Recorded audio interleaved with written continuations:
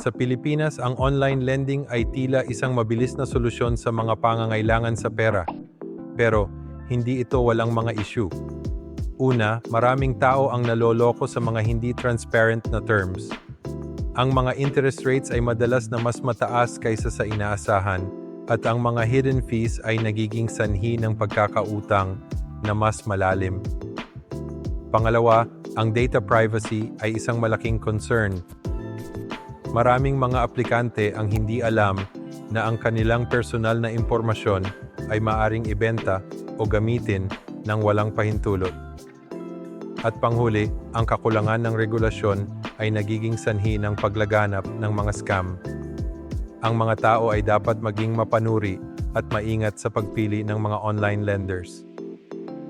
Sa huli, ang tamang impormasyon at edukasyon ang susi upang makaiwas sa mga problemang ito.